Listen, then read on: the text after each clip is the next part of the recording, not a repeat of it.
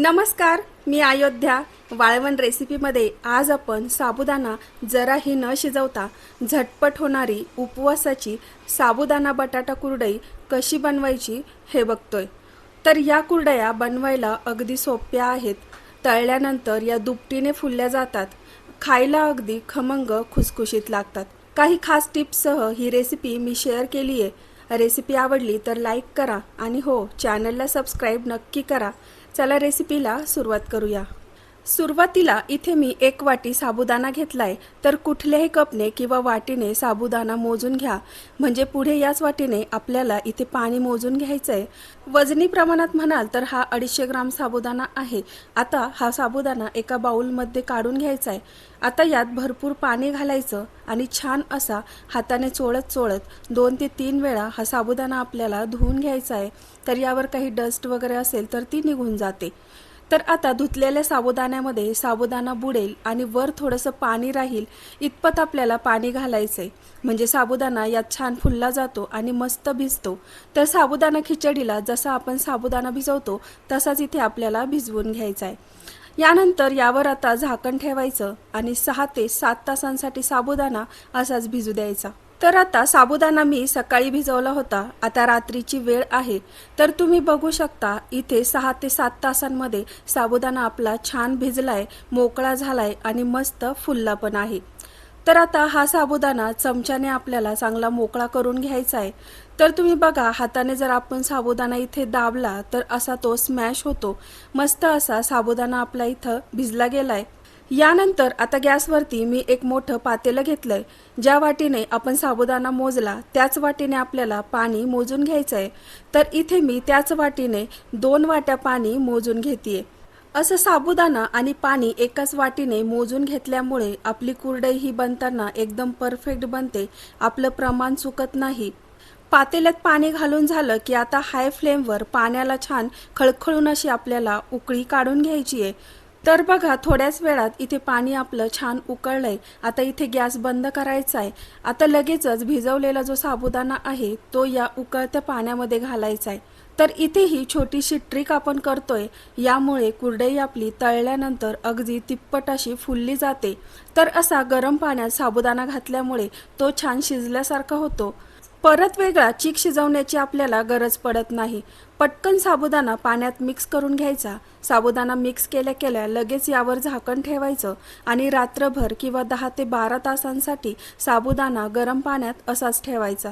आता दुसऱ्या दिवशी सकाळी आपल्याला कुरडई बनवायला घ्यायची आहे. तर बघा, साबुदाणा गरम पाण्यात रात्रभर मस्त असा भिजलेला आहे. गरम पाण्यामुळे साबुदाणा शिजल्यासारखा झालाय. तर अशा प्रकारे हा साबुदाणा भांड्यामध्ये मी आता मोकळा करून घेणार आहे. अगदी पहिल्यांदा भिजवला तसा हा साबुदाणा मोकळा होत नाही, तरी पण आपण हा मोकळा करून घेतला. तर बघा, आता हा साबुदाणा हाताने जर आपण दाबला तर त्याची अशा प्रकारे पेस्ट बनते, म्हणजे कुरडईसाठीचा साबुदाणा आपला परफेक्ट भिजलाय. जरा वेळ आता याला बाजूला ठेवूया. तर कुरडईसाठी इथे मी 1 किलो बटाटे घेतले. जर हवं असेल तर इथे बटाट्याचं प्रमाण तुम्ही कमीही करू शकता.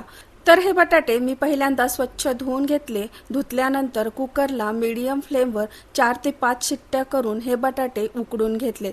तर बटाटे शिजवताना पाणी कमीच घाला. खूप जास्त गाळ होईल असे बटाटे शिजवायचे नाही. खूप जास्त बटाटे शिजले गेले तर कुरडईचं मिश्रण आपलं पातळ होऊ शकतं. तर आता या सर्व बटाट्याची मी साल काढून घेतली. आता हे बटाटे आपल्याला बारीक करायचे. तर इथे मी एका भांड्यावर पुरणाची चाळण ठेवली. आता हे उकडलेले बटाटे चाळणीत घालायचे आणि चमच्याने स्मॅश करायचे. तर पुरण जसं आपण बनवतो तसाच हा बटाटा आपल्याला चाळणीतून स्मॅश करून घ्यायचा आहे. शक्यतो बटाटे हाताने किंवा स्मॅशरने स्मॅश करण्यापेक्षा असे पुरणाच्या चाळणीनेच करा. बटाट्याचे मोठे तुकडे जर यात राहिले तर कुरडई घालताना साच्यामध्ये हे अडकले जातील आणि कुरडईची तार ही एकसारखी येणार नाही. मध्येच आपली कुरडई ही तुटली जाईल. मैत्रिणींनो, याआधी तुम्ही अशी साबुदाणा बटाट्याची कुरडई बनवली का? बनवली असेल तर मला कमेंट करून नक्की सांगा. तसेच ही रेसिपी तुम्ही कुठल्या भागातून बघता ते कमेंट करून सांगा, म्हणजे मला कळेल की माझी रेसिपी कुठपर्यंत पोहोचली आहे. तर बघा, तोपर्यंत सर्वच बटाटे इथे माझे चाळणीतून स्मॅश करून झाले. तर तुम्ही खाली बघू शकता, मस्त असं बटाट्याचं आपलं पीठ तयार झालं. कुठल्याही गाठी वगैरे यामध्ये राहिलेल्या नाहीत.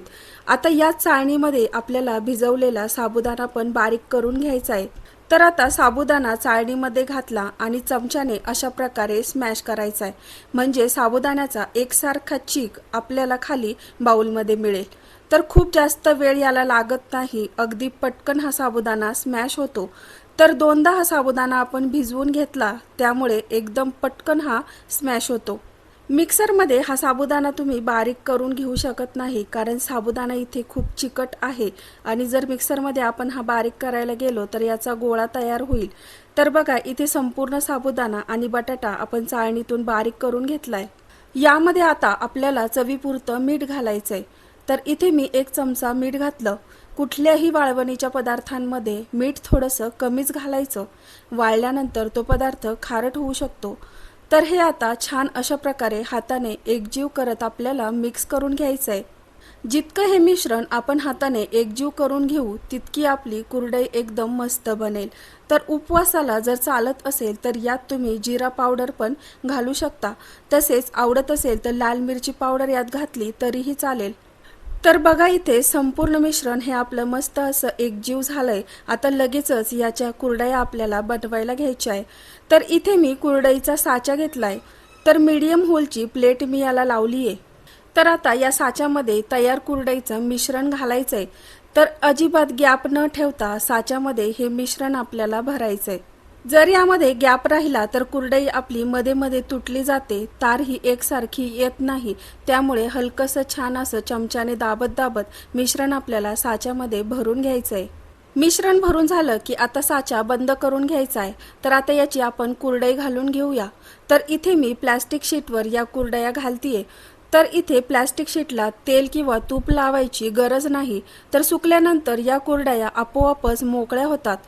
तर बघा, मस्त अशी आपली कुरडई इथे घालून झाली आहे. मिश्रण आपलं एवढं छान झालं की कुरडया पाडताना अजिबात जड जात नाही. तर मस्त अशा एकसारख्या या कुरडया आपल्या घातल्या जातात. कुठेही कुरडईची तारमध्ये तुटली जात नाही. तर या कुरडया करायला एकदम सोप्या आहेत. तुम्ही एकटे जरी असाल तर इझिली या कुरडया करू शकता, एकदम झटपट होतात. जेवढ्या करायला या कुरडया सोप्या आहेत तेवढ्याच खायला खमंग आणि चविष्ट लागतात. तर अशा प्रकारे राहिलेल्या सर्व कुरडया मी बनवून घेतल्या. तर 2 दिवस कडकडीत या कुरडया आपण वाळवून घेतल्या. वाळल्यानंतर बघा, कुरडईचा कलर थोडासा चेंज झालाय, हलकासा याला पिवळासा कलर आलाय, कारण यात आपण बटाटा वापरलाय. वाळल्यानंतर बटाटा हा पिवळसर दिसतो. तर खूप मस्त इथे आपल्या कुरडया तयार झाल्या.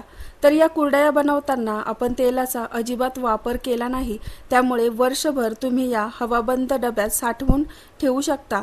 बिलकुल कुरडई खराब होत नाही. आता कुरडई आपण तळून बघूया. तर कुरडई तळण्यासाठी तेल हे मीडियम गरम असावं. खूप जास्त गरम तेलात कुरडई पटकन लाल होते, कारण यात आपण भरपूर बटाटा वापरलाय. तर कुरडई फुलली की पटकन तेलातून बाहेर काढायची. खूप वेळ गरम तेलात ठेवायची नाही, म्हणजे ही लाल होणार नाही. आता तळलेली कुरडई नंतर स्मॅश करून यात तळलेले ड्रायफ्रुट्स, शेंगदाणे, काही मसाले घालून मस्त असा उपवासाला चिवडा पण इथे आपण बनवू शकतो. तर आजची ही रेसिपी तुम्हाला कशी वाटली ते कमेंट करून सांगा. रेसिपी आवडली तर एक लाईक करा आणि हो, चॅनलवर नवीन असेल तर चॅनलला सबस्क्राईब नक्की करा. तर पुन्हा भेटूया अशा छानशा रेसिपीसोबत. तोपर्यंत बाय बाय.